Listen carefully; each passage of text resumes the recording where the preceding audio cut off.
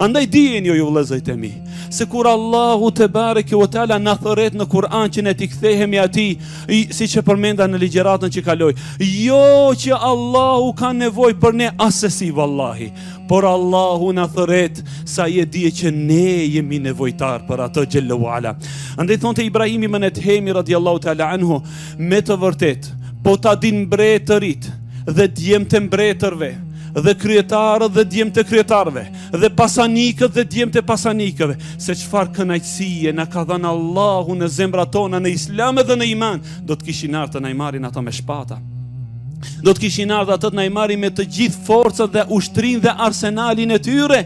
Pra që do thotë ju, thonte gjithashtu Ibrahim ibn Adhemi, me të vërtet ndodhën ndonjëherë që kalojnë disa momente në afërsinë time me Allahun xhallahu ala, them, pra unë jam duke thënë, në qoftë se banorët e xhenetit jenë në këtë kënaqësi, lum për banorët e xhenetit në çfarë kënaqësie jenë. Shihni ju vëllazërit e mi, këtë namaz të yatsis që e falëm sonte. Çfarë kënaqësie kur i dëgjonim ajete të qarta dhe të bukura të Rabbul Alaminit subhanahu wa taala. O pa shamadhërinë e Allahut, asnjëri prej nesh, pe burrave dhe grave, nuk do të ngritet nga gjimexhlis i dëshpëruar dhe i humbur.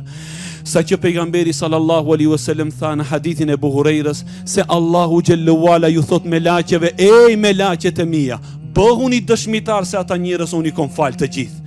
Atëherë Allahu me laqet i thon ja Rabbi, po në mesin e atyre njerëzve erdhi një njeri rastësisht. E dëgjoi filani i thosh, o vlla, të vish sonte se ka ditë. Po më po vi.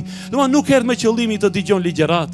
Thot Allahu xhallahu ala, humul qaum la yashqa bihim jalis. Të gjithë do të falen, të gjithë do të mëshirohen, nga se ata janë një popull që asnjëri prej tyre nuk deli dëshpëruar për këtë mezhlisi. Allahumma lakal hamd.